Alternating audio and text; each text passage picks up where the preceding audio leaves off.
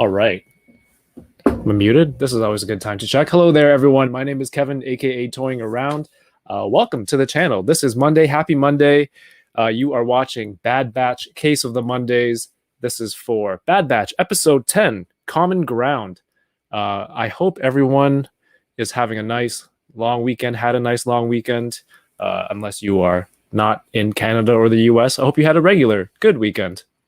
I don't know what I'm saying. But if you're new to the channel, what we do here is we like to talk about TV shows that inspire a lot of the toys that I like to collect and review on this channel. So if you're new here, I hope you have a good time. Stick around. And if you like what you see, give it a thumbs up. Leave me a comment. Let me know if it is good or if it sucks. I am open to feedback. But, consider subscribing to the channel. In July, I'm doing a push to have new content every day for 31 days. So wish me luck. We are in day 5.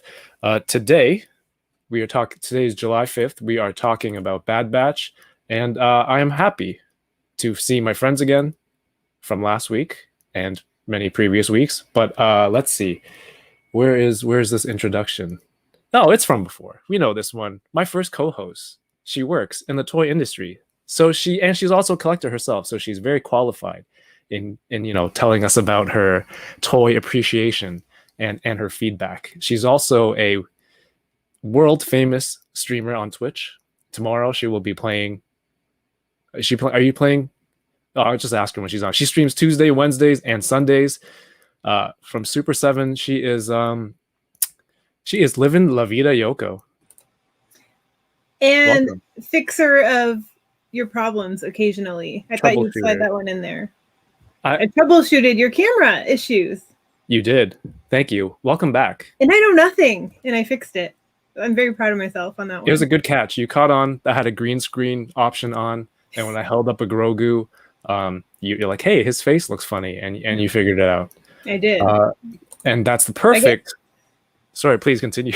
I just wanted to give myself points. Okay, that's all right. Please continue. You get points. I award you no points. And what's the rest of that line from Billy Madison? And may God have mercy on your soul.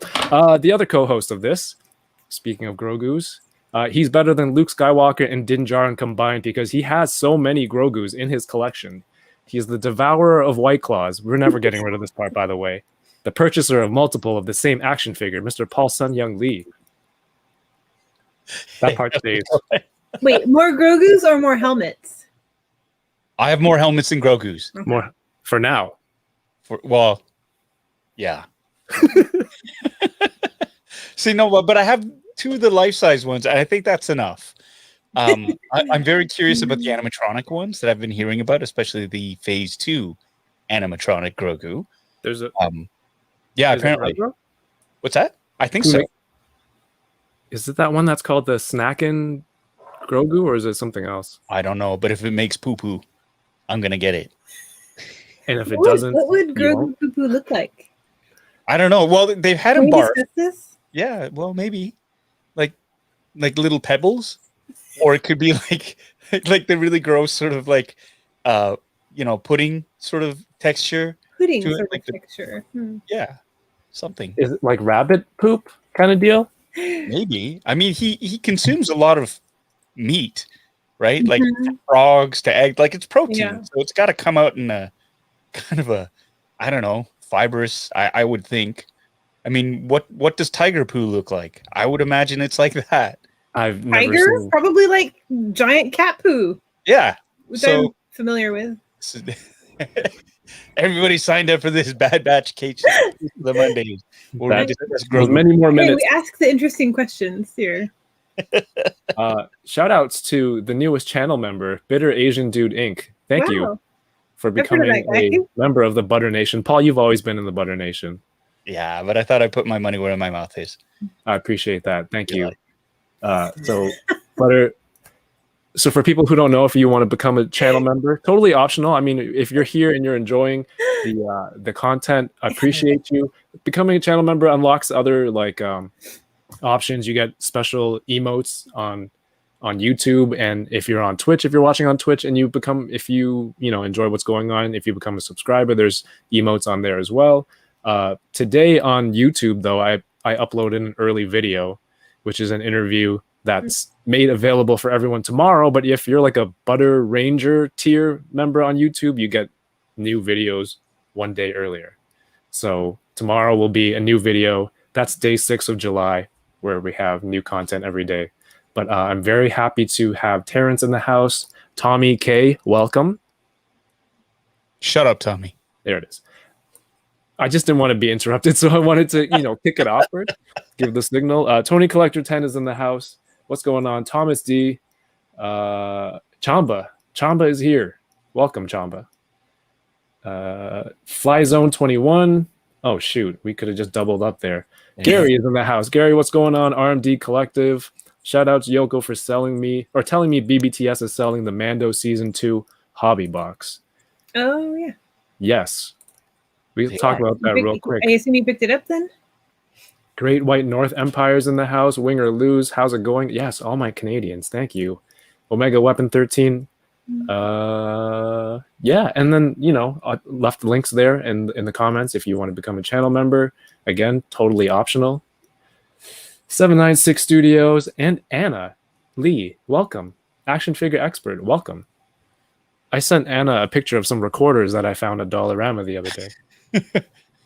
That's not a euphemism for something else. No, it's literally literally those little pipes that they teach. They train children to torture their parents with. Yeah, I was gonna say that sounds like a threat. Yeah. That's right. If you're a music teacher, and then I don't know, I'd leave a part of a recorder on like Godfather style in your house somewhere. Shout outs to Gary who subscribed on Twitch. Thank you. Currently on a 2-month streak. Awesome. Hashtag no recorder. Soul 3000 in the house. All right. Oh wait. What's up? Mackerson. I'm resubscribing. Nice. How was everyone's weekend? I want you to thank me. I see nothing. Yoko, what did you do this weekend? I know it's America weekend. It's America weekend. I'm busy letting you know that I subscribed for 2 months. There we go. There it is. I spent a nice weekend at my parents'. The weather was kind of perfect. My mom decided she wanted like a rock garden, so I had to haul a bunch of rocks. I literally hauled buckets of rocks from the beach up to our house. Child labor. But it looked great. It was fun. Awesome. Spend some time with the dog. They have a dog. She's my best friend. I hang out with her there. That's nice. Yeah. Shout outs to Livin La Vida Yoko on Twitch. Subscribed with Prime, says they've subscribed for 2 months. Congratulations. Thank you. Thank you. Thank you, Kev, for the great content you create. For my medium content. Paul, how about you? What did you do on the weekend? What did I do? What didn't I do? Well, this weekend was very busy because it was my wife Anna's birthday. Oh, happy belated birthday. Yeah. Happy birthday. I had to make sure that I didn't drop the ball this year, like I've done every other year, it seems, and make sure that her birthday was a little bit more special, seeing how it was her second pandemic birthday. So just getting stuff in order for that, and getting stuff prepped for I did a live stream last night that both of you attended. Thank you so much for joining. That was a lot of fun. It was fun. Yeah. I was at baseball, and then I just grabbed my phone in between an inning, and I just wrote in the chat, and then I put it back in my pocket. So you probably made fun of me afterwards, but it was worth it. I just wanted to support. No, that was great. It was great. Yeah, and so that's basically, I don't know. It's such a blur sometimes what goes on the weekend. Yeah, really quick. Oh, that's fair. It happens. Yeah, let's get going onto the episode. Wait, did you guys? I got my mug, so I don't know if you saw. I bought the Star Wars mug a few weeks ago from Amazon, and it arrived in pieces like Ace Ventura style, and it almost looked like a model kit because it was in so many pieces that I had to put it together. But I ordered a replacement, and they sent it within the same week, so that was cool. And this is a nice large coffee mug. You've been talking about this mug for so long, and then it arrived broken. Like that batch is almost over. We're like, you've been talking about it since the first week, I think. You're like, I'm going to order a cool Star Wars mug. Here we are, episode 10. Why did it take 9 weeks in the first place? That's what it was out of stock, but then the replacement was here really quick. And then, if you're here on the channel, I'm a toy collector. If you're watching on Twitch, if you're watching on YouTube, I do a lot of unboxings. Today I got the call finally from EB Games that my Cal Kestis had arrived. Nice. I know Yoko had got it like a month ago. At least. I was calling. I couldn't remember. I couldn't find it online, and I couldn't find it in my online orders. And then the store. Apparently, I called in to EB Games and I ordered it over the phone. So that's why it's not in the online system. But here we go. Pretty cool. Now you got to play the game. Now I got to finish the game, and I got a retro Cara Dune because I didn't have it with this other set. I figured the other ones will be easy to find to complete it. Anybody else grab anything before? Paul, you opened everything, didn't you? No, I got another thing that came in. I got another Hot Toys. It's a Commander 40. I got this one, and then I ordered this one came in too. The Mandalorian, the Remnant Scout Trooper, right there. So. There's a little bit of like almost, I don't know if it's shame in your voice. You're like, I got this. Well, no, full disclosure too. I had a discussion last night after the live stream with Anna. She's gonna kill me for saying this. But she sat down and I thought she was gonna talk to me about the boys and how they're staying up too late and stuff like that. And she says, she's gonna kill me for saying this. She's like, every Sunday I almost have an aneurysm, because I worry about the amount of stuff that you buy. And I'm like, yeah, but it's for the channel. Like it really is. It's for the channel.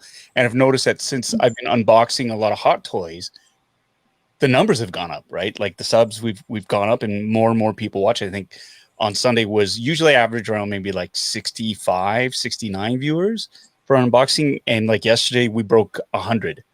Oh, wow. And so, yeah, the more I do of the Hot, I think it's just because it is a premium sort of figure and not everybody, it's like all unboxings. You get to vicariously live through somebody else's experience type thing. So it is, when I unboxed that Mandalorian that was sent to me by Sideshow, it was, yeah, I'm totally throwing around the toy bus.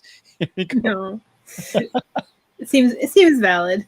Yeah, no, and it's good, but it's like it's never at the expense of, hey, baby, we didn't get the boys' shoes because I got like 2 more. Right, of course. We didn't do that. In lieu of dinner, we're gonna look at this box and really enjoy ourselves. No, it's none of that. I mean, it's all budgeted out, and I've also been working like really hard over the last 5 years on a TV show, so it's like I got a little bit of money saved up for that, so a little bit of discretionary cash, but it all goes back into this channel, and it's been really cool just being on this journey and meeting like you and Yoko, because it's like this has been a really, really cool strange new world for me. And when you meet like-minded people, and this is for me what YouTube and being online is all about, is connecting with audience, with viewers and subs, and with other Tommy. people. Yeah, and Tommy, he lives like literally I could throw a stone and hit his house. Like that's how you have. You're like, I know because I've done it. Yes, well, a couple times. That was me. No, but it's so cool because Tommy actually he dropped by today and he left me card sleeves for that autograph card that I got for the box break that I did. Oh, nice. Dina Santos card. So wait, you did the box break? Yeah. Was it yesterday? I was there. You missed it. Was it yesterday? Yeah, yesterday at the end of the. Oh no, I don't know who you got yet. Wait, we can't talk about it because you missed it, man. On your stream? No, I'm kidding. We can talk about it. No, I missed it. I like baseball. I like baseball. It was great. It was fun. Thank you. Dang it! All right, I'm gonna have to rewatch that. I was rewatching. You were there. I did see your comment. So yeah, I was just commenting for the sake of saying hello. But look at this title card. Nice screen cap. What? I missed it. I think it was just kind of bleeding out as I copied it, so it looks a little bit faded. So episode 10, Common Ground. Yoko stays roasting. Why do I read those comments? Damn it, RMD Collective. Yes, she does stay roasting me. I'm just stating facts, I think this was an interesting episode. Going back to the more political side of what's going on in the Star Wars universe right now and their climates. We are taken to the screenshot, planet Raxus. Also, I found a new method of getting screenshots. You'll notice these are infinitely better with actual detail to actually show off how good the show looks. You stopped taking a picture of your screen with the camera. You did with the potato. Yes, you just realized, oh, I could just do it in house. Exactly. This is the planet Raxus. During the Clone Wars, it was part of the Separatists. I think it was like one of the central planets of the Separatists with Count Dooku, and now the Empire is here, and there's I don't remember what her name is. This lady. Did anyone rewatch it recently? Yeah, Captain Bragg. Yeah, something Captain like Bragg. that. And she's speaking to the people here, saying that Senator Avi Singh here is kind of trying to help the people come to grips with the idea that like it's good to join the Empire. What's up, Jedi K6? Subscribe for on Twitch. That's what I'm talking about. Thank you so much. Welcome, and glad to have you here and join the fun. So, he's kind of having this internal debate with himself and also the droid. He's like, I'm supposed to be representing the people and what's best for my people. I can't really do this. So he goes up and he makes his speech, and then halfway through it, he decides, it's like, hey, these people are basically saying the Empire, they're like an occupying force. After which the crowd starts going wild, and they send the clone troopers out for crowd control, and then they send in the walkers for some heavy intimidation tactics.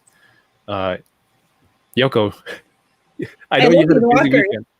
You had a busy weekend. How did you feel about this opening part? No, it was cool. It was the whole scene, like the setting up the scene, the environment, and everything is so cool. They're showing off their animation abilities again, I think. But I love these walkers. I love walkers of all shapes and sizes in the Star Wars universe, and these are a lot of fun too. Paul, how about you? Yeah, no, I again, it was pretty cool just to show the effects of the Empire taking over now, right? And it's interesting because during the Clone Wars, for the prequel trilogy, we're all voting, we're rooting for the Republic, and now that they've won and they become the Empire, all of a sudden, the Separatists who used to be the bad guys are way more sympathetic now, and you're like, oh, because really the Separatist world's that's kind of like the rebellion now, right? And so it's that weird flip-flopping of perspective that I find fascinating. In this, and I did notice two things. One, I spotted a continuity error in this episode, which was pretty cool. It was a whole when the senator says to his droid, like, "Follow my orders," and this and that, and he ends up sort of saying, this is an unjust occupation. His droid kind of goes, "Ooh," and skitters off. And then when they cut back to the captain, when she says, "Bring in the walkers," the droid who had previously left is seen right behind her. So that was a really interesting little continuity error that I spotted. And the other one was the voice of the senator was so damn familiar. And I was like, who is this? Why do I know this voice? And I looked it up, and it's actually Alexander Siddig. Now, for those of you who don't watch Star Trek, he played Dr. Bashir on DS9. And so that was one of the keystones for me. I was like, oh, it's Dr. Bashir. That was, now I can't it's really interesting when you can figure out who the voice actors are, especially if they're like they've done like on camera acting as well. Yeah. Does it ever break that illusion for you once you know who the voice is? Every once in a while it does, because then it's you look at it and you go, okay, I waited till I didn't find out till after the episode was done, and then I looked it up afterwards because it was something that was bugging me, but I just sort of filed it away. Yeah. And on the rewatch, when I saw it was him, then all I could see was Alexander Siddig, and it was interesting knowing who he is and seeing what qualities his voice brought to the animation, because his character does not look like him in real life at all. Nor should it. But it was very interesting to have that juxtaposition then of, the actor that I know versus what I'm being shown on the screen. So the voice was smooth. Mm-hmm. And I think it's cool that it's a good thing I didn't know who it was. It's a good thing you were full screen when you were saying who the actor was. You didn't see my reaction of just like, like I don't know who that is. Why did I tell everyone? I don't know. I don't know. Well, you did. Alexander Siddig was also Oberyn Martell in Game of Thrones. Was he? No, wasn't he? Wasn't. Oberyn Martell was Pedro Pascal. Was he the father? No, the uncle. I don't. Yeah, Pedro was Oberyn. Tommy, are you okay? We're Come on, someone Tommy. to fact check. Come on, Tommy. He's so dependable. Yeah. Now I'm questioning everything that I know about Tommy. I don't know. It was the is he the father or the uncle? The one who's like stuck in the throne and he has, I don't know, gout or something. I don't know. I didn't watch Game of Thrones, so I have no horse in this race. Oh my god, Yoko. No interest? Yeah, not really. It's fantastic. Then I was like behind, so then I would have to start over, and then everybody hated it. So then I was like, well, I guess I don't have to start it now. Pedro Pascal played Oberyn Martell. Do it for Pedro Pascal. He's watching right now. Do it for the books. For the books. Okay, I'll read the books first. See you in 20 years. It's so different if you read the books first. Yeah. It's very, very different. Yeah. This is a really cool sci-fi, like classic sci-fi looking droid. I love the design, but I think it's not anything new. It's just I just love how it looks, and I took this screenshot. It's weird taking screenshots and showing them. It's just like this part killed me. Oh my god! Somebody else's work. Here we go. So we cut back to the Bad Batch. We're bringing back the Mantel mix, which is a nice to see that they're going back to their tradition, and Omega is really excited to go on her next mission. And sorry. No, please go ahead. This part literally, like, I yelled at the TV. Like, I yelled. Because it's like, you have people looking for you, and you literally have her on your shoulders. Yep. So high that everyone can see her. That's what killed me. It's like, and then Echo literally says seconds later, we need to keep a low profile with two bounty hunters after us. We need to keep a low. Says, oh yeah, maybe I should put her down then. It's like, yeah, or maybe you should give her a helmet or even a hat to disguise. Even a hat. Something. I don't know, but it's like, oh yeah, no, everybody's looking for her, so let's put her up on the highest pedestal we can find. Dye her hair or something, like, right? They're looking for the.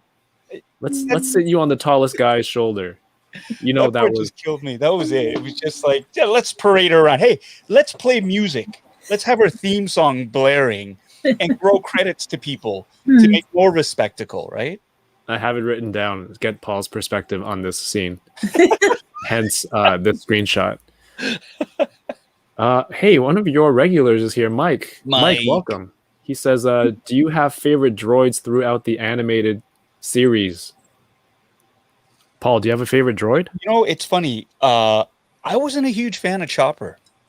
I love Rebels. Chopper. I love Chopper. Okay, that's cool. No, it's He's just so sassy.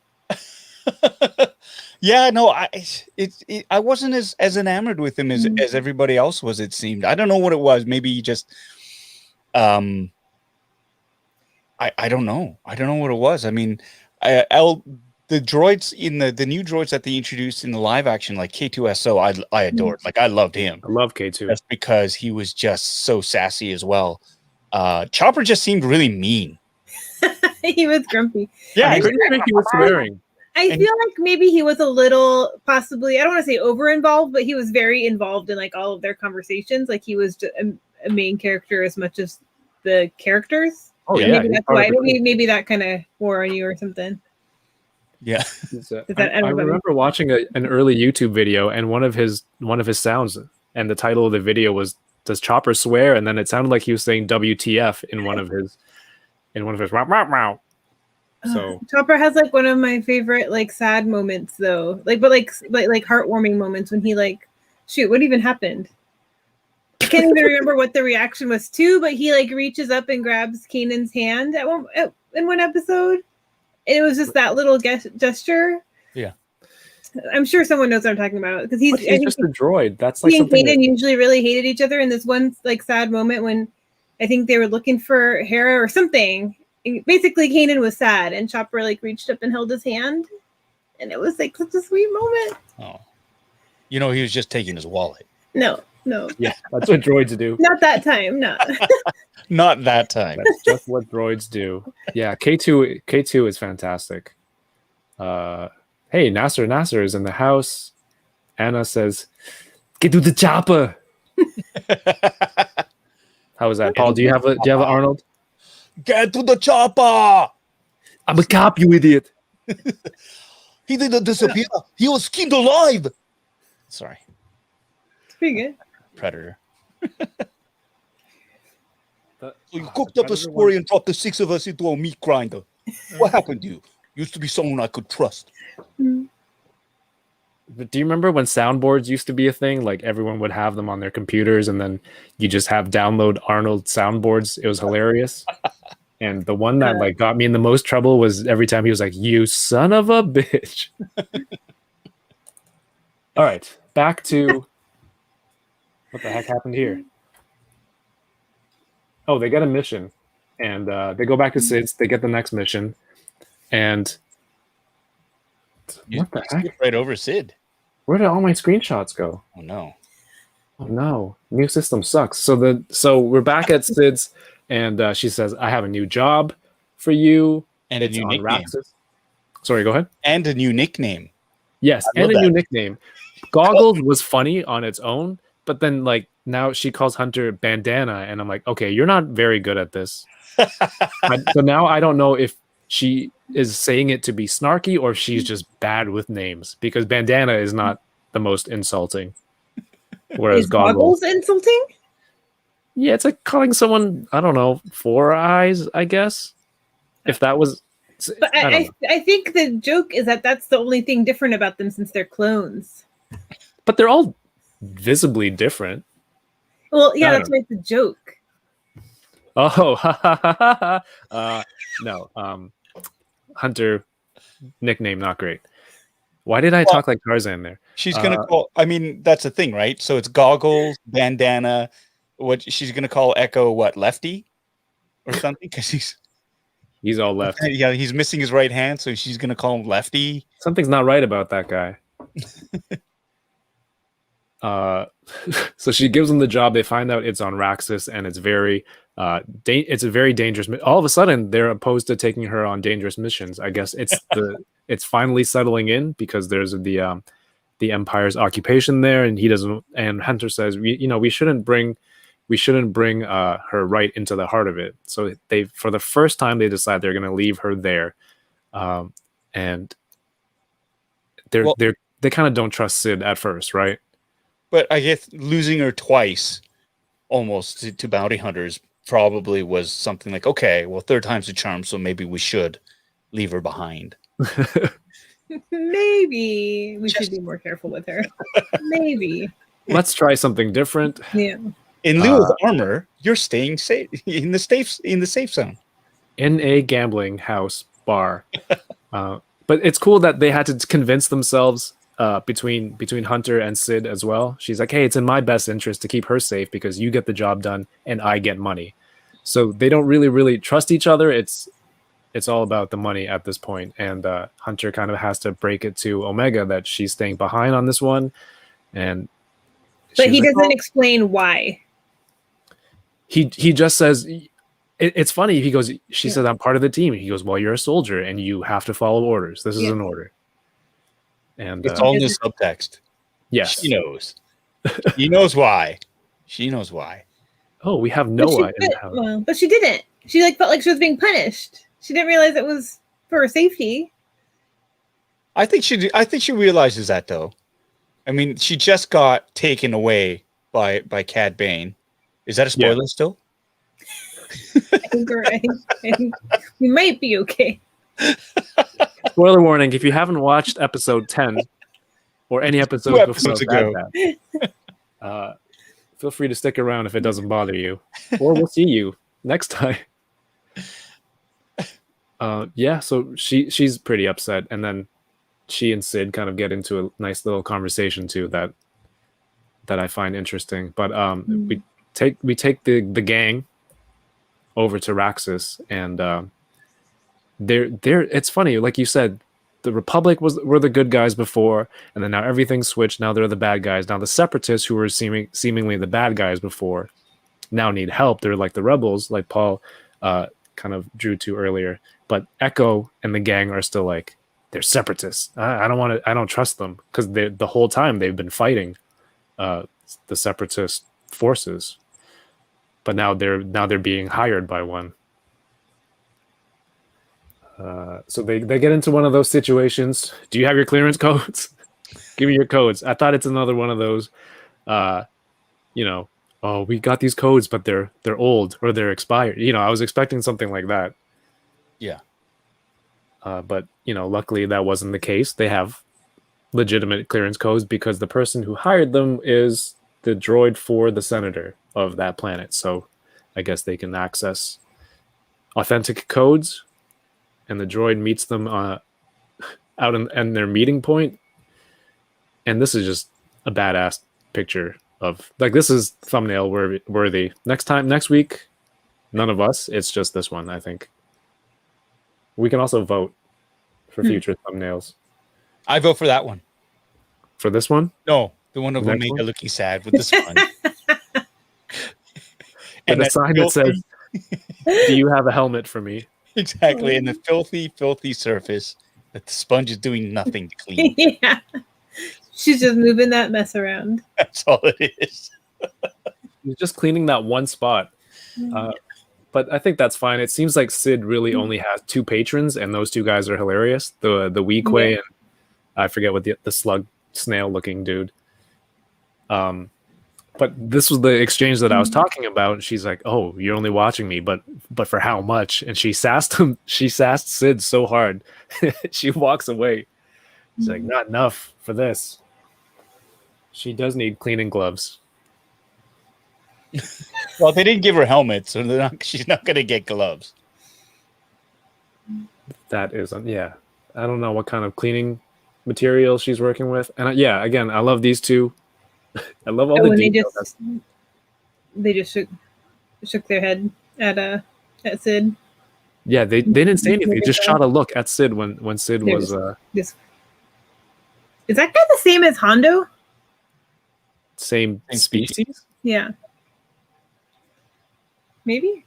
Yeah, Hondo has all that face stuff, like gear, I mean. But yeah. Because his whole. I haven't looked at him that closely. Yeah, Hondo's got the goggles and the head, but I think it is the same species. Yeah, they're all Weequay. But the important part is, or the takeaway for Omega is that she has to stay behind because they don't want to get injured. So they don't want her to get injured or taken again, as she's now the target. So Sid says, "You know what? Why don't you do something about it? Make yourself more useful.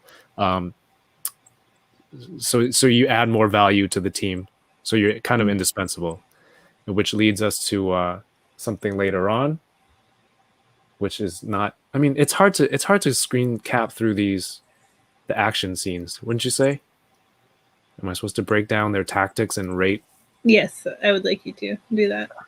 Okay, I'm not prepared for any of that. Just a little extra work. Well, then why'd you offer? But the first shot, when we bring them back to the planet and they had the walker going through the street, it reminded me of the occupation that they had on Naboo. It's just a really nice looking planet, very like regal and majestic, and these forces were taking over. But I don't know what happened to that screenshot. I think I missed it. I was also trying to screenshot while my son was messing around today. So Paul, now you're blaming your son. You've moved on from blaming your equipment. Wow. Blaming him for a lot of things. Food stains all over the drapes and carpet. Just saying. But Paul, what did you think about the action scenes here and like the espionage? This part kind of bugged me, I will admit, because like I think the clones have really, I mean, the occupational force is really, really lame at keeping the city locked down, because these guys were broad daylight basically doing the Three Stooges sort of crouching and the slow motion. I mean, it was just like they weren't undercover. They're just crouched over walking down the street. It was like video game logic, right? Like if you crouch and move really slow, none of the guards will see you because the AI can't pick it up. That's what it seemed like to me, right? And they're in the broad daylight, and you know, using the droid as a decoy and whatnot. Yeah, I just thought it was really easy for them to get into the Citadel or into the building where the senator is being held under house arrest. It would have been interesting to see them. I don't know, even just they could just disguise themselves as clone troopers and walk straight in. Right. So it was this whole.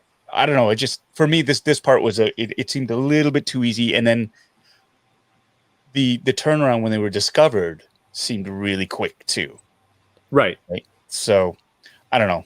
This whole, but like I get this, these are the story points, and they've got to get to these points, and whatnot. But I was just like, okay, I was just waiting for the next beat to happen so that we can move on in the story.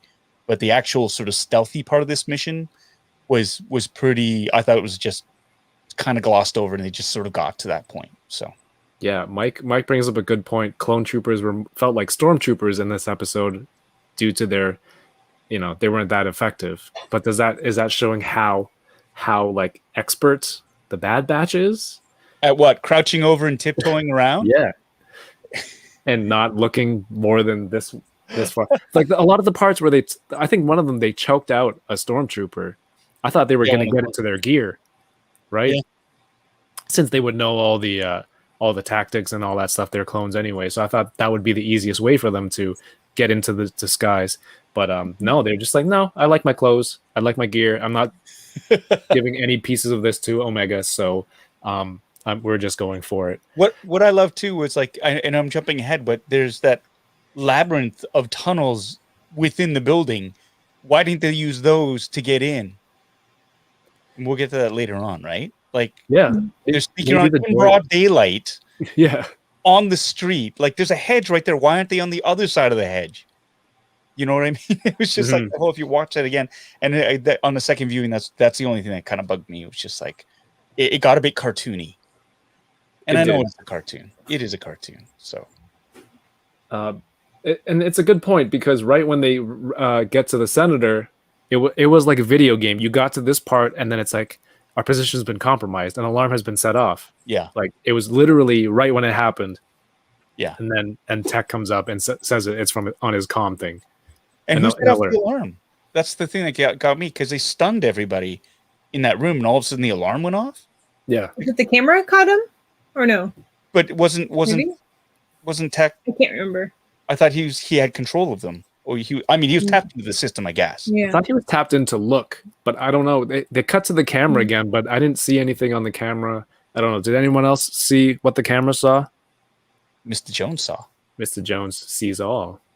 They were playing Splinter Cell. They were. My gosh.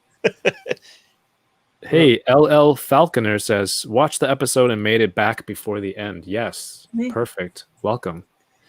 Welcome. Back and forth, back to into the bar.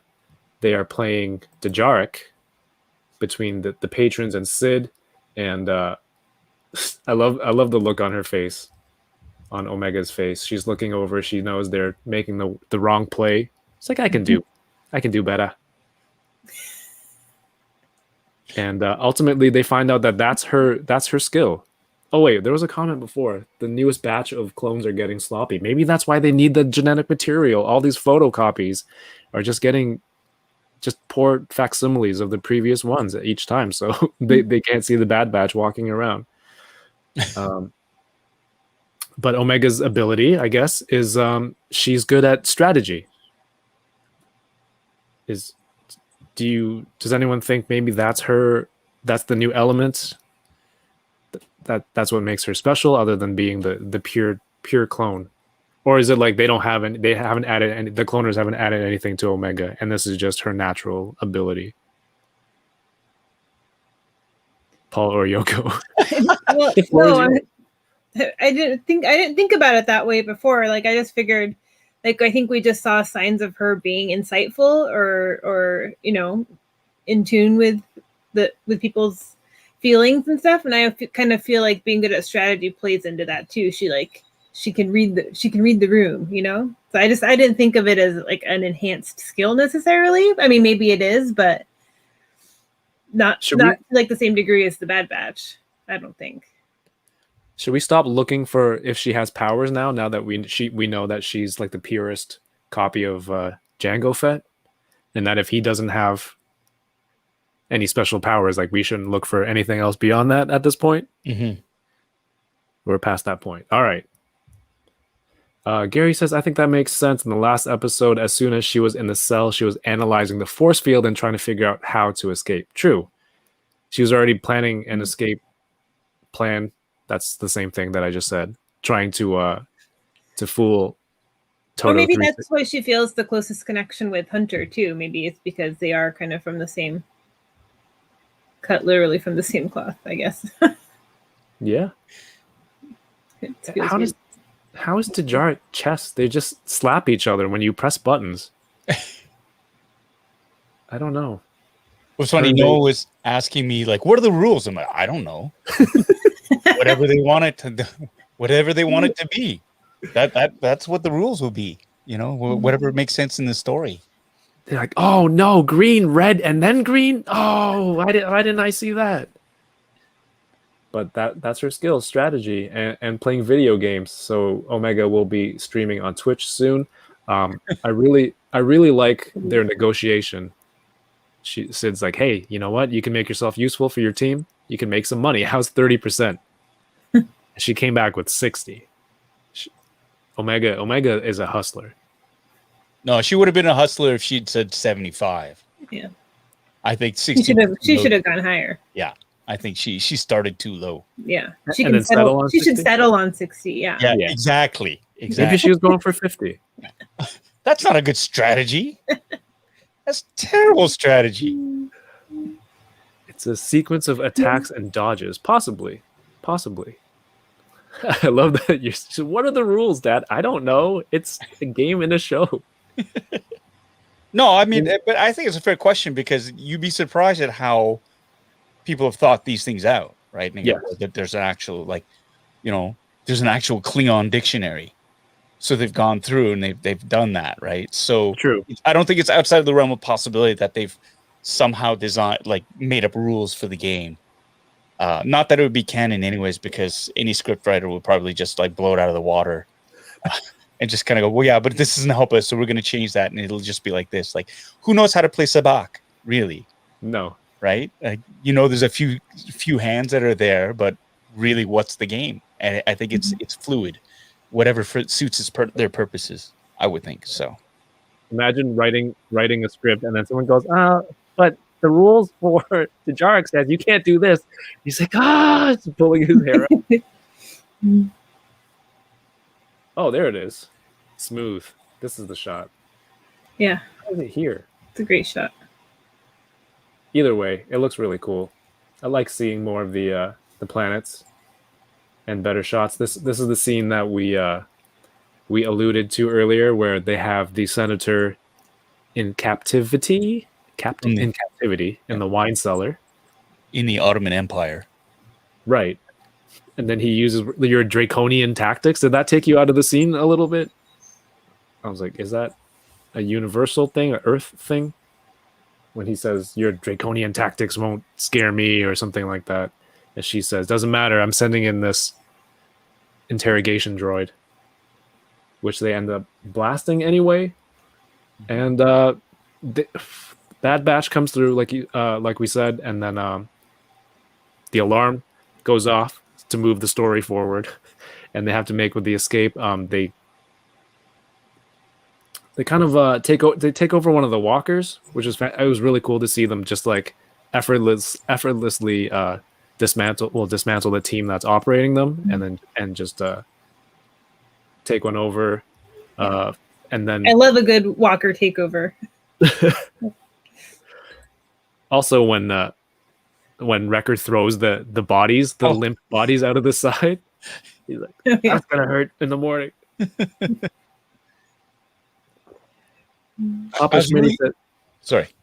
No, go ahead, Paul. No, I was just really surprised at like how quickly it was sort of put out of commission for a bit too, right? Like one blast, anything collapsed. And I think that sort of that held through because I remember during the Clone Wars as well, they would have the advanced phalanx of walkers and like one hit and it would go down. It's like, whoa. It's like stormtrooper armor, right? It's like, why do they wear all that stuff if it's one hit's gonna knock it out type thing?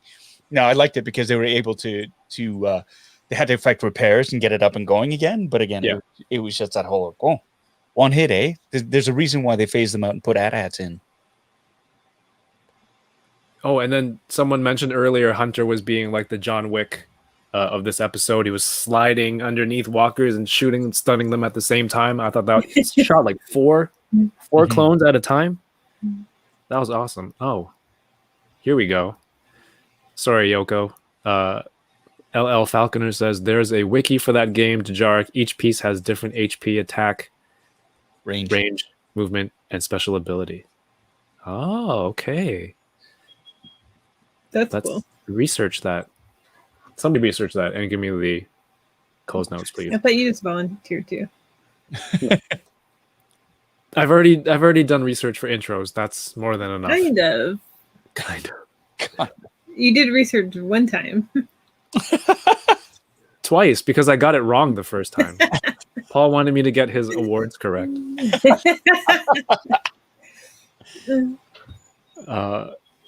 So the senator says, hey, there's a secret series of tunnels here that I didn't tell anyone about. I didn't tell my droid, who, I tasked with hiring you, but if the droid had that information, it would have made the extraction a little bit easier. But nonetheless, here we are. Blow it up. And these things go down really easily. But they end up going in the tunnel. It was good because I was like, oh, they better blow it up so nobody can follow them. And sure enough, Wrecker does. They seem to have more explosives now for this mission. Do they ever explain why the Bad Batch are stunning the clones and not shooting them back? I don't think they explain, but I think you can just kind of assume they were fighting alongside others the whole time. Yeah. And they know that they're mind controlled. They're mind controlled. You don't want to be killing them for that reason. Grassy field is a sign of freedom. Yeah, so they're finally making their escape to the ship. But the senator, he's hesitant. He's like, I can't leave my people. And, they remind him, you can't do anything if you're dead or captured.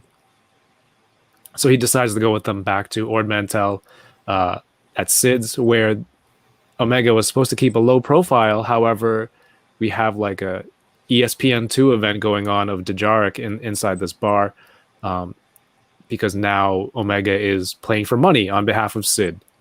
And there's a huge crowd. People are driving it around. I don't know if you saw, there's a lot of those guys got really friendly. Well, not really friendly in a weird way, but they just kept putting their hands on each other's shoulders and they kept like kind of focusing on those shots. I don't know. So when guy taking the drink, you mean putting his hand on Thrawn Jr.'s shoulder? Yeah, and then he looks at him and he was like, "Yeah." Does he have red eyes though? No, I don't think he's a Thrawn. No, I just he's just blue skinned. It's the hair and the way he looked. He doesn't have red eyes. No, he doesn't. I just call him Thrawn Jr. just like Sid calls Hunter Bandana. No, it's just a lazy way of referring to somebody. It's Thrawn's no good half son. Right? No red eyes. He's got his mom's features. Right? He's always, he's losing money playing that game, playing Dejarik. He lost all of his allowance for the week to little clone woman. Little Omega. Yeah. Yeah, the first rule of going on the run is like change your hair, facial hair or something if you can, right? Paul, if you're ever on the lam, you got to shave that whole thing off. Yeah, no. What'll happen is I'll just shave I'll keep the mustache. I'll get rid of the beard. And in that way, it'll be even weirder. because I have no chin all of a sudden, right? But this mustache. Yeah, so they kept her hair blonde. Oh, I guess it's not sleek and styled as episode 1, so that'll throw everyone off, right? Head hair, not just facial hair. I guess they can draw a mustache on her. That would be That wouldn't draw attention to her at all. They drew just a a child. mustache on her. She's like, "Hello, nothing to see here." I'm telling you, just give her a helmet. Then Yeah. no one. I mean, can, that would literally solve most of their problems. right? You're right. Her facial hair problem. But she ends up beating a whole bunch of people, and as a result of that, she ends up paying off the debt that the Bad Batch owe to Sid. And Sid like gets right up into Hunter's face, like, "Hey, be a little bit more grateful." And she says, "Yes, hello, my name is Guy Incognito." Go on, get out of here, Homer. Homer? Who is Homer? Homer? Who is? It's the most made up name for a real name. I love that. So she said, "I didn't know. I figured my way to contribute to the team and to help out is to pay off the debt. Then we don't have to keep running and doing these video game style missions of the week." It was cool when Wrecker picked her back up. They had this look, the way it was framed. They have this really great relationship there. But I think Hunter's learning. He looked like he was pissed at first. He's like, "I told you to keep a low profile," and then it kind of clicks. He's like, "Hey, you know what? This is a teaching moment." He's like, "Hey, why don't you let's see if you can beat me in a game, and if you can beat me, I'll promise we'll never leave you behind on a mission again." But you notice he never says, "But if I beat you," what happens? There was no other side of that. Well, as a parent, you have to leave that open because you can come up with whatever you want after. Do you think she beats him? Well, I'm sure we'll find out. She beats him, right? I don't know, but he's a master strategist too. I kind of. But is he? He lost you twice. I mean, she's made a lot of really poor choices for a master strategist. I don't know. Like going back to that when they were looking for that battery capacitor, and he took her along with him, and they got dropped. He got dropped by that dragon and whatnot, and lost his guns, and she had to go save his ass to bring her along with, to get those parts. I don't know. He seems to make a lot. I'm just saying, it's supposed to be his thing. Yeah, I think she kicks his ass. And experience outweighs everything. She hit him with the green, red, green combo. ABA, left, up, down, left, right, ABBA. Yeah. I think that was also Dunk Anywhere in NBA Jam for Super Nintendo. Gary says he looks like the same race as Senator Chuchi? Is that? I don't remember which senator that is. Senator. Yeah. If she wins, she won't be benched. She's a starter. How do you feel, Paul and Yoko, and the chat, chime in. How do you feel about the possibility of the end of these new missions every week now that their debt is paid off to Sid? Are they going to keep doing mercenary style episodes, or are we getting into a different path for the show? I think the point of all this was to move on from Sid's, and we'll be going somewhere else. That's what I think. I mean, maybe Sid will come back into play at some point, but I think, now they're free. Now they don't owe Sid anything, so they can go find Rex again, or they can, whatever they want. Yeah. They still need credits, though, right? I don't think they have any money, or are they just even right now? We'll see. Paul, what do you think? I think they were free before. I think it's like, yeah, so what? We owe her money. Like we're on the run already. Let's just keep running type thing. I was really kind of hoping that they were going to get back to Rex and go with him instead. And there was that debate a few episodes of like, what are we doing? Yeah. Like, then what are we doing? Right. And so it's cool because it seems like they're being pushed to like they need a purpose, and the mission of the week type thing was giving him a bit of a purpose. It was temporary for sure, But I think as a group, and in terms of storytelling as well, they need a purpose. They need to advance the story and come to a conclusion for the conflict that they're going through right now, and that is they're being hunted by Crosshair, one of their own. And I think they need to sort of get back to that storyline there, because there's only six episodes left, right? Yeah. Season 1. So it's, clock's ticking, and I think they've done a masterful job in terms of laying the foundation and putting out the, setting up the structure. And now I think it's time it's going to start moving along now, because they've closed off the hole. It's like what Yoko was saying. The debt is paid off. They can move on now, and they can actually, there's going to be something going, because they were on a bit of a roll up until this episode. Right? No, I mean, and you can't have end-to-end action all the way through, right? There's got to be a moment to breathe. I think this is the sort of pause, the calm before the storm, and I think it's gonna really, really amp up from this episode onwards. Yeah, Tommy says when they need money, they'll just get Omega to count cards for them at the blackjack table, I guess. Can I bring something up? Absolutely.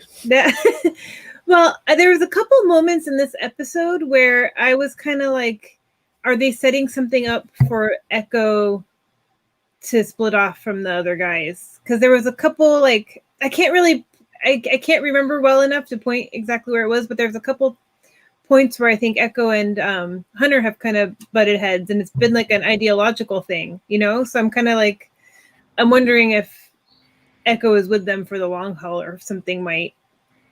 I think Echo was pointing out, oh, they're separatists. I hate them. Can you trust them? Your contractor. Yeah, like he was really bothered by that. But I think there's been a couple little hints that, how Echo wanted to go with Rex, and it's like I feel like there's been a couple little things there that could eventually lead to something bigger. But I don't know if I'm looking for something like that. We will see. Just throwing it out there. You have your theories. Mm-hmm. Branch off. Becca had a fake headache at first. Turned into a real headache. 6 more episodes left. If they have season 2, they'll probably be back to Sid. Feels like Sid will be a home base at some point. Is there any news about season 2? I don't recall. I don't think they've said anything. Yeah. Oh man, she's kind of like the. It was. If this was Grand Theft Auto, she's just the boss who always has a new job for them and a new task that needs to be done. But yeah, 6 episodes to go. I've been having a lot of fun with you all, Paul and Yoko and everyone. Obviously, you guys look very awkward there. Oh, why is Kevin being nice? The insult. I didn't know who he was talking to. Is he talking to us? Can't be. Couldn't be. Let's see. We covered the episode. Yeah, I mean, there was a lot of action in this episode. So I guess Paul gave the breakdown on those strategy, which was great, because I didn't see it, like specific parts. But the episode, I think, like we said, it's not crazy action packed, or I don't know, just like the last few where he said they were on a roll. So I guess this discussion it felt a little bit like a letdown after the last couple episodes. I think the last few episodes where it had all these exciting things and characters. Between Fennec and Cad freaking Bane, and seeing Rex, and like there was so much excitement the last few episodes that I think. My first instinct after watching this episode was kind of like, it was boring. But then I was like, well, things actually did happen. Now we're set up for maybe, an exciting next arc, So it was just like, I think in that immediate moment, I was kind of like, that was boring compared to the last few episodes. But hopefully it's, a setup for new exciting things to go into. Well, and, especially after that last episode of Loki, before. And then you're like, oh my God, from that. And then you go to Bad Batch, like, okay, what's going to happen now? It's like, oh, okay. We've been spoiled. Like, we have been spoiled by all these shows that are action-packed 6 to 8 episodes, right? So now, like, and no filler. I'm going to use heavy air quotes so Paul doesn't get mad at me. It's like the new norm, you know? It's just like all like one thing after another. And when we have like a slower episode that's okay for storytelling purposes, it doesn't live up to like what we've gotten used to now. Yeah. I mean, and that's the thing, right? It just speaks to the level and the quality of the other works that we're consuming. You're right, we're spoiled by it, but I think they did kind of need a bit of a break in between, and I think they are setting something else up too. I mean, there are little things. The story with the senator, I have a feeling he's going to make a reappearance, or he's going to be a player later on. Like, they don't just introduce disposable characters like that. There just isn't enough time for it. So, and if they are weaving a very, very sort of intricate story that is going to be layered in with what's come from before and what's coming up ahead later that we know as an audience, then it would just, it makes more sense to just sort of make sure that it's meticulously planned out and then executed, and that takes time. So but it's not filler. No, not filler. Jedi K6 reminds us that Black Widow comes out this week as well. So it is going to be it. Oh. Yeah. Interesting. She got to go to some special screening event. So she's seen it. That's awesome. I'm gonna go. I'm gonna go to the theater. I'm going to the theater Thursday night to see it. I'm excited. Nah. Is that the first time you've been back to the theater? Yeah, since I went February 29th. I went February 29th of 2019 to see Onward. Wow.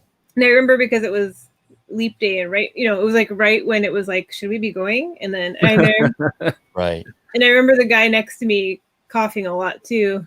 And so in hindsight, I wonder. In hindsight, I wonder about that guy. It's like like outbreak. Yeah. Where like the guy's like, and you see the germs go through the air duct, and then that woman's laughing, and then you see it go into her mouth, and she's going and then the entire town is decimated. Right.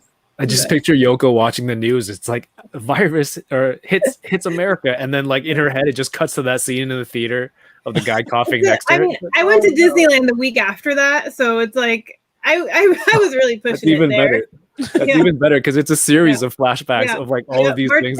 March 5th, I went to Disneyland. Yeah. You always have to have the three flashbacks that just make it like increasingly more likely that somebody was COVID around you. But yeah, it's going to be a lot of stuff. I think I'll be watching on Disney Plus. You're going to pay for the premium because it's Disney Plus Premium, right? Yeah. Right. Mm-hmm. I was going to, because then I was like, oh, then I could watch it more than once. But I wanted to go see it in the theaters. So maybe I'll pay for it twice. There you go. One way or another, I'll probably pay for it twice, whether I see it in theaters twice or if I end up paying for premium. Right. But we'll see. I did as part of this month of a continuous month of content, I did a live build of this model kit the other day. I got through most of it. It is a Bandai 1/12 scale Darth Vader. And I built most of his remaining human parts, his upper body. I don't think his legs. I think they're mostly robot legs. And I just have to do the arms, hands, saber, and cape next on the next build. But it's pretty cool. It's been a lot of fun. And I have him next to like a Black Series Vader. I posted a picture of it on Instagram. And Paul, you made a good point. The model kit helmet looks a lot better. Yeah. And looks a lot shinier. This is the first one because it's the one with the removable. That's why it looks all funky. Okay. With the Anakin barbecue head underneath. Which one is it? Is it Sebastian Shaw or is it the which mold are they using? Or is it the oh my god. Tell. What's his name? Hayden Christensen. Yes. Is there two different ones, or you mean like what did they originally? No, the original was Sebastian Shaw, right? Like his and I've got no eyebrows, and then they've changed it. They did change it. Oh no, they didn't. They got rid of the eyebrows. That's the big change. I thought for some reason they replaced the ghost figure like at the the end, Force Ghost. right? That's right, With the Force Anakin. Ghost. But actually, it's still Sebastian Shaw. But I'm wondering if they tried to do a little switcheroo and have a melted little Hayden Christensen head instead of a Sebastian Shaw. So you had David Prowse in the suit, and then this guy as the face Yeah, only. yeah, just for that when he takes the helmet off and you see this Nice. And then little obviously James Earl Jones for the voice. That's awesome. I head. think No, I have he used his own voice. The Sebastian Shaw, because once the helmet is off, he uses. Oh, right, yeah. Right. That's right. I thought I meant like the character as a whole, like how many people contributed It's to the village. Darth Vader To on be screen. That's cool. Yeah, so I'm gonna be looking to finish that, and then I have a Death Trooper, and then I did a live hunt on Toys R Us on Sunday. They have a model kit for Darth Vader, but I think it's the Jedi version because you can swap on the Anakin head as well, the unmasked head, if you want to grab that at Toys R Us. I think. Hey, the chat mentioned Star Wars Visions. Did you guys watch that? Yes. It's not really a trailer. That video that came out. No, Oh, I'm gonna check that out. It's yeah, a bunch it's like of, a 2-minute. Japanese. Is that Sorry, the go one ahead. with? Is that the one with all anime. the animators? Oh, I Yeah. have seen it. Yes, I have seen Yeah. it. Yeah, that's Yeah. fantastic. That got me really excited. So I can't wait to see that. It was really Because cool when they It's did- new stuff. Yeah, and they did something like that with the Matrix. I remember they had all the different Yeah. animation styles and different stories regarding the Matrix.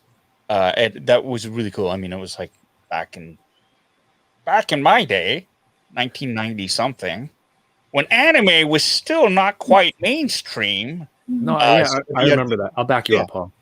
Yeah. So, and that was really cool. And so that's basically what it was. No, that's cool. Some of my friends were like, "Oh, those are great studios that are working on on the videos." So I'm excited for that. The Animatrix. That's the name of it. That's what it was. Tommy K with the save. It is called the Animatrix. Thanks, Tommy. Shut up. Yeah, But he still got that Oberyn. He did. it Drop the ball got some interesting mix of comments I saw on social media about Visions, but I mean, to be expected, right? But I think most people I know are very excited for it. There, a few years ago, they did like some animated parts where they animated movie scenes, and then they kind of mixed in actual movie audio. And I thought that was already amazing to see. So wherever this goes, new characters, new stories. I think Visions. Yeah, I mean, the argument is like it doesn't look like Star Wars, but it's like, oh my god, that's the point of it. That's I the point. hate that. Let's not give those people. Gatekeeping bullshit. Fuck. This is why we can't have nice things, for fuck's sake. What the fuck? It's new content. It doesn't look like this. Fuck off. Like, honestly, when they release these things, it's not like they take things away, right? It's not like, well, here's the new animated stuff. And you know what? Fuck all y'all. We're going to grab all the other content and pull it away. Empire Strikes Back, cancel. Yeah. If you don't like it, then don't fucking watch it. God, it's driving me crazy. It's like, what? Why would you complain about shit like that? Like, it just, come on, man. I'm sorry. I'm just true though, especially when the point is that it is different. Exactly. Why it exists to be different. You just want a photocopy of a photocopy of a photocopy of a photocopy. I mean, it's just watch it on repeat. Then watch the original trilogy. And how about this? Then you create the content and you put it out there, and let's see how everybody treats it. That's what drives me crazy. It's like, man, there's like no room for it's such a huge universe. It's a galaxy, gigantic, and there's no room for some people in it for anything new or anything that goes off in a different direction because it's not pure. It's like, really? According to you? I mentioned this in Nerdy Curious's chat earlier when I forgot that I should be getting ready to come here, and that people forget like how George Lucas was inspired by Japanese movies and Japanese animation, Right. So it's just kind of like it's like this cool, almost like a full circle moment, really, that now Japanese animation gets to be inspired by Star Wars. And that's the thing. I mean, yeah, they wanted originally, he wanted Toshiro Mifune to play Obi-Wan Kenobi. And if they had gone casting in that direction too, they would have, Carrie Fisher would not have been cast as Princess Leia. They would have gone with an Asian actress for that. So, I mean, people ruin everything. But I think most people are excited. I think everybody here is excited about Vision. I think so. I'm sorry for losing my shit. No. I'm so sick of it. It's something, it's new content. Like, fuck. Yeah. I haven't even seen the whole thing yet. Just watch it before you throw it under the bus or get all upset and like get all outraged over how it doesn't look like Star Wars. Just watch it. Watch the whole thing. Watch the story. Like, take a moment to soak in what it is you're shitting all over and then come back with some concrete criticisms, but maybe allow the fact that it's something that's new, that's something that's trying to keep this franchise relevant, something that's trying to bring in new fans as well, instead of trying to close it off and make it some old boys club where it's just like you have to know the secret password, know the names of the 3 porgs that got eaten on, on that planet before you're allowed in. Why gotta be eating porks? Well, that's what I mean, right? They all had a name. The coolest part in that video was when they showed the people, the animators and the people working on these series. They're like, oh my God, I got a call. Like, we're going to do Star Wars. And I get to do it in my style with a little bit of the twist on Star Wars. And it's like, they were so excited. I mean, how can you get upset at that? That someone wants to do a fresh take? Like, they're fans. They're like, I think it was like, I never thought I would get this call. And they have this opportunity to do it. That's crazy. Like, how could you not, why are you not happy for somebody who gets the chance to do that? So hopefully Star Wars supports it too. Like, I know we complain about Bad Batch not getting merch, which kind of concerns me about if Visions will get merch support too. But like I want to see more of this art. It's going to be in these episodes, and hopefully there's a merch plan to support that. Like the art books, the shirts, whatever with this really cool art on there. I hope they put that out there for people. I love a great Paul rant. I also wish I could take credit for intentionally getting you riled up, but that was an unplanned side effect. Always looking for points somewhere, Yoko. We're just happy to have you here and chat. It's not a competition. Everything's a competition. Always. I love it. Mr. Jones says, and it sucks for those of us who just want to enjoy it without people shitting all over it. Don't worry. Come hang out with us. We're not here to stand around and look at a picture and make fun of it like the Player Haters Club. Okay, we're here to enjoy stuff. Hate. Here we go. Give me all the merch. I wanted to go to the Disney store on Saturday, and then one of my friends on IG and Twitch, Jonathan, he sends a picture. It's like, this is a huge lineup outside Disney store at Scarborough Town Center at 11 o'clock because it's limit 5. I think he said 5 people at a time. So it was just rammed. I'm hoping that they have Bad Batch, I don't know, some t-shirts or something. Some kind of merch. Well, they're closing all the Disney stores in the US, right? So are they closing them all in Canada as well? No, Canada is. Canada, yeah. Just in Canada, not in the US. Okay. They closed a handful of locations in the US too, but yeah. Right. So I'm excited. I have a case of Mandalorian Season 2 cards on the way from Yoko. Yeah. And Yoko did her box break. She did 3. How long does it take to get from your forwarder to you? It's not even there yet because today is a holiday. But it's gonna be there tomorrow. Hopefully there tomorrow. And then if they get to it right away, I'll send them all the information and maybe it'll be here by Friday. It won't be here by this Thursday. Dang. Okay. Yeah, it's okay. There's a whole month of stuff that I have to open. I want to see it now, and I want to see that Paul's card is in there because I know it is.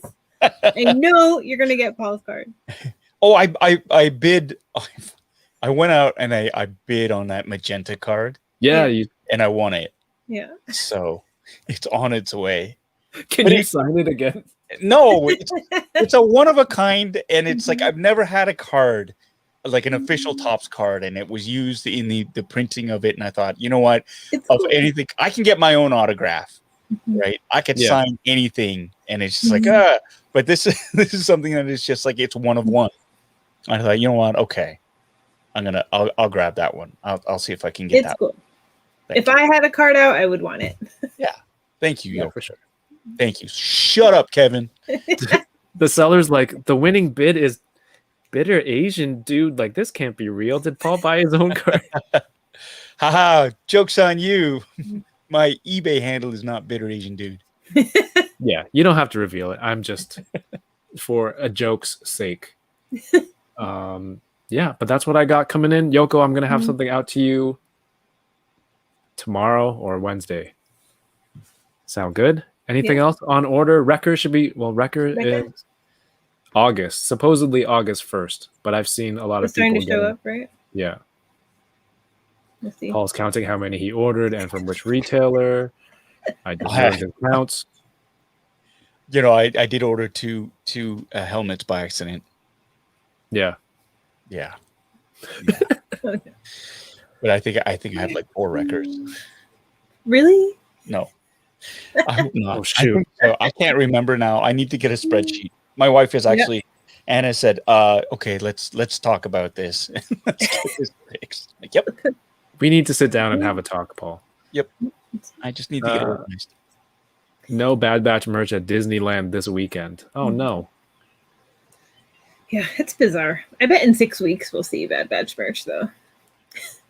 Oh, once it's over? Yeah.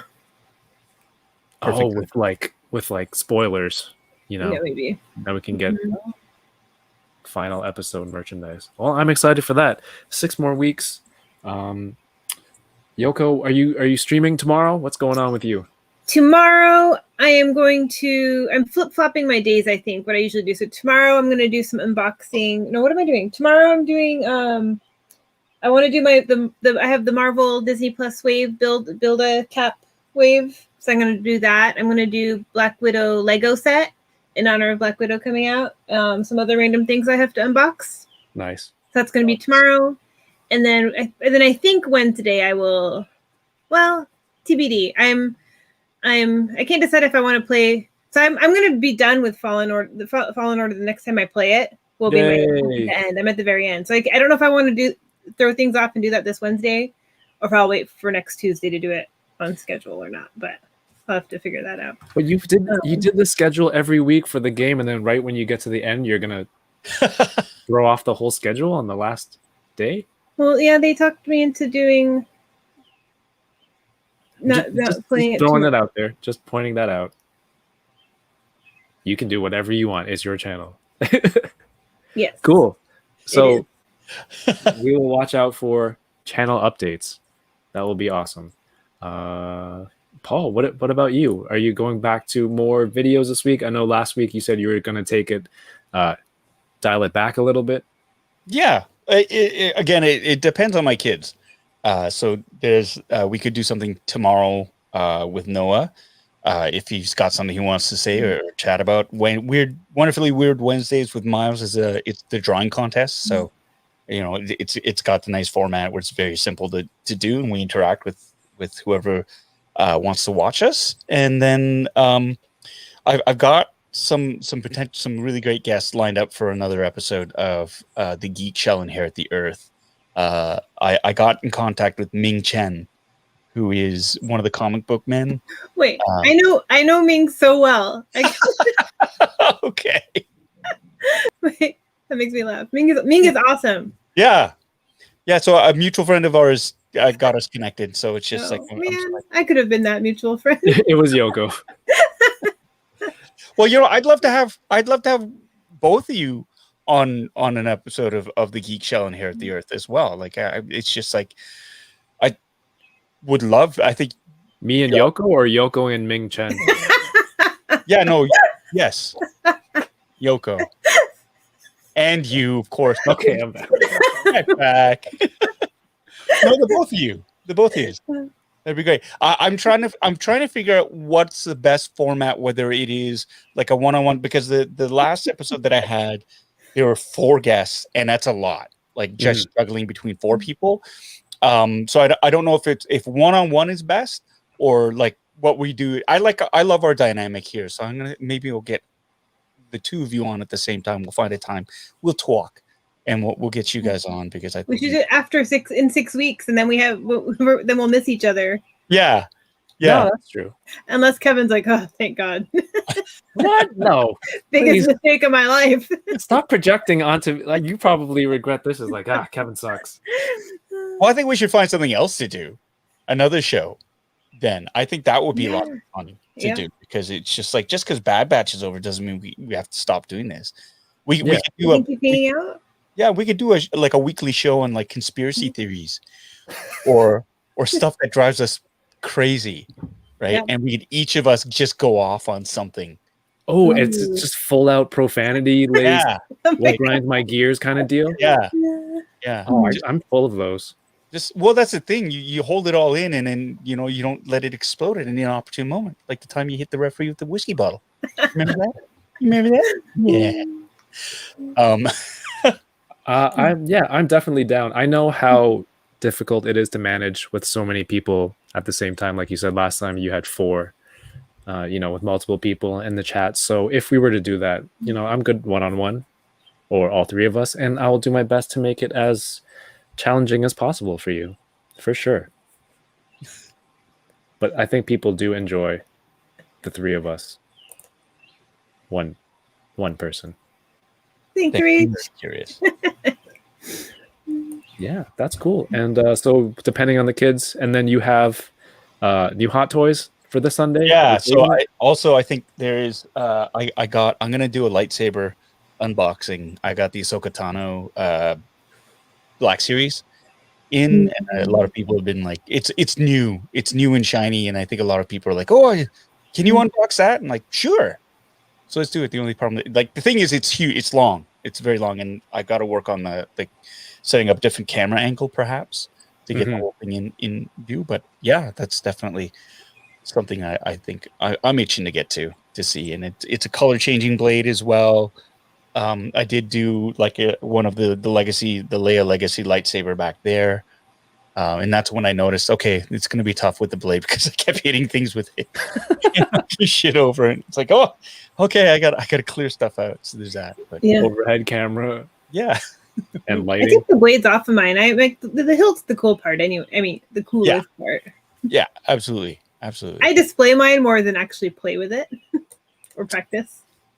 You don't practice with it like the Star Wars kid with the Darth Maul dual lightsabers?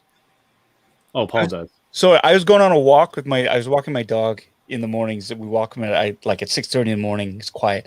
And I was walking past his school, and there was a woman just in the school parking lot beside her car, and she had a sword.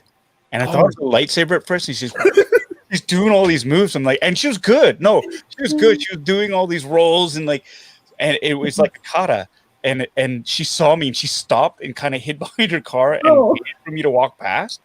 And I was just like, that was awesome. What are you doing? Just keep going. And I thought it was a lightsaber. For a half second, I really thought it was a lightsaber. I was hoping it was a lightsaber. Because then I wouldn't have moved. I just would have stood there and said, bring it out. Let's see it. Let's go. That's funny. It was really cool. You're like, stay here. Don't leave. I'll be right back. And you come back with the lightsaber for her. 2 of them. Let's go. Just a bag because you have so many. Say, choose one, please. I want to see how this works. So that's funny. Is it like those people who do Tai Chi super early in the morning? I think so. And it was interesting because I guess the parking lot had enough room for her to swing the sword around in a semi-private. I don't know. It was really odd. It was odd. I have to say, she was great, but it was odd. Somebody with a sword swinging around. It's like, okay.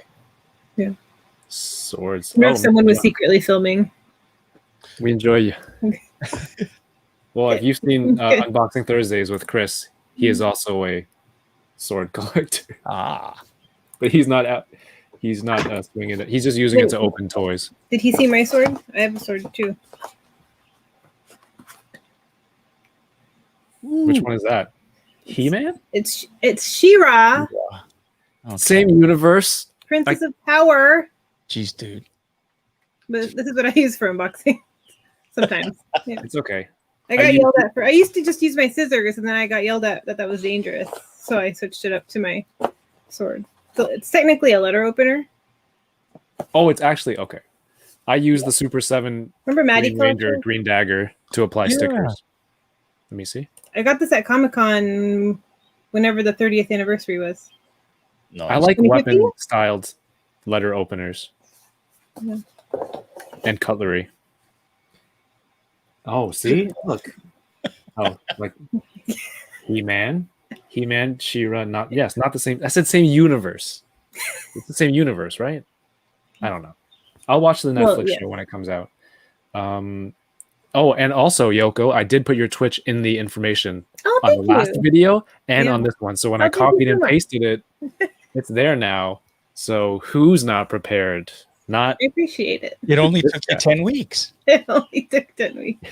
10 weeks to do that and to get the nice screenshots. Moving on. Multiple requests from Yoko. Let's see. July. Man, this month is going to be crazy. On the 1st, I did a 6-hour stream with the enablers of Unboxing Thursdays. 6 hours. Yeah. Wow. Dude, I left like twice, and I came back and he was still on. Holy crap. And they were talking about Venom. They were talking about Venom for 3 of those 6 hours. We were in hour 4 when we were finished opening stuff, and then hour 4 to 6 was the real meat of the conversation. Like we were talking about. You mean Venom? We left the Venom topic, and then we went back to it, and then you came back.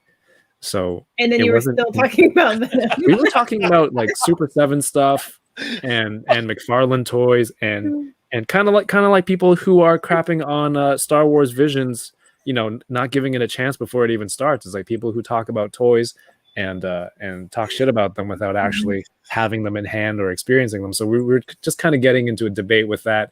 And then I called out one of the other guys because we had that conversation about Super 7, but then afterwards he's like, "Oh, McFarlane toys are trash," and this and that. I'm like, "Why can you say that? Like, is that not hypocritical?" And then that was it was a discussion. Like, we're all friends, we're all still friends at the end of it, but it was we can talk about it without having to go nuts on each other on Twitter or something like that. The concept of if you don't like something, don't buy it. It seems to get lost on people sometimes, which is mind-boggling to me. It's almost like you hate it so much you have to convince everybody else to hate it too. It's like your existence will be invalidated if somebody else buys it and enjoys it. I would like those people to take even half of that energy and put it into something that's actually positive. Yeah. Actually will help someone. Dude, what are you doing? That cat is huge. So that's my soapbox moment with my cat crawling up my shoulder. Yeah. Completely took away from the whole thing. I know. Let's see. What did I do? Oh, so today I put out the video for the channel members. It's an interview with Kyle from Super 7 talking about some new Super 7. I know him. Yeah, perfect. Power Rangers Wave 1, and it'll go live for everyone tomorrow. So that'll be the July 6th thing. The 7th, I'll probably try to finish off this Darth Vader and then start on... You gotta give him his arms. Yeah. Yeah. It looks great. We'll see. I got to figure out how to put on his arms. It does look weird. But it's got nice articulation and range. Like the joints, Paul. Yeah. They're tight. They don't, sometimes when you buy a Hasbro or other brands, it's like you might get loose joints out of the box. This is tight. Everything. So if you're curious about these model kits, definitely I would recommend them, even though I haven't finished this one yet. Thursday, Unboxing Thursdays, and just more stuff coming for this month. So if you are seriously bored, please consider subscribing. There will be something for you every day. So I hope everyone has had a good time tonight over on Twitch. Thank you for watching, everyone on YouTube. Paul, anything else? No. I think I just want to say though, I'm really impressed by what you're doing in terms of like making that commitment to do something every day. No, I seriously, I think I haven't done it yet. No, but you're doing it. So have you missed one yet? No. So Not yet. it takes it takes a lot to do these live streams and to have content. It does. It takes especially do it well. If you're half-assing it and just throwing whatever you wanted up there, but you've come there's quality material out there, and I'm impressed. So I just want to give you a compliment, but you want to throw it back in my face. That's fine. You go ahead and do that, and take that stick of butter. Never mind. Never mind. I'm going to Sorry, I stopped listening while he was complimenting you. I'm going to hire a band, give them all recorders and play outside around your neighborhood, all over, wherever you are. We will find you. But no, I had this video. I was telling Yoko, it's an 1.5-hour interview. I cut it down to an hour, put everything in, all the edits, and the video file that I outputted. After 20 minutes, the audio and video were out of sync. Ugh. So, I mean, I spent 2.5 hours editing. I was up till 2:30 the other night editing this whole thing. So I didn't want to start all over again. So what I had to do was take the first file. The first 20 minutes were good. Okay, go back into the editor, take out 20 minutes, put out a new file, and then it came out in like 4 parts. Put it together, and that works. So Kyle called it. I was Frankensteining it. So, but it ended up working for this one video. So hopefully it is enjoyed by many, more than one person at least tomorrow, I hope. Hopefully dozens. Technology. I know. And this is, I don't know. I don't want to bore everyone with editing details. I'm sure we all know. Yes. Well, thank you, everyone. Thank you, Paul. Thank you, Yoko. Thank you, everyone, for watching. I hope you all have a great night. There's a lot of content this week, not just for me, but you have Loki, you have Black Widow, other things. Oh, yeah, Loki. Don't let me forget Loki tomorrow night. Wait, are you doing a stream? Yeah. Okay, Yoko's doing a stream. Have to remember to watch Loki. No, Tuesday. I'm just not used to Tuesdays. Tuesday nights. The Wednesday, technically. I'm just not used to it. This cat is driving me nuts. Get away from there. Well, good luck with all that. But yeah, no, 1 a.m. ish. Whenever the episode ends, we will be on my. He's gonna knock over all my unicorns. There's about to be a great unicorn tragedy in my room. What is the? What is the thumbnail for next week? Thumbnail? Oh, I thought you were talking about my Loki stream. No, there's no thumbnail for that. I know there's no thumbnail for that. Larry. Cool.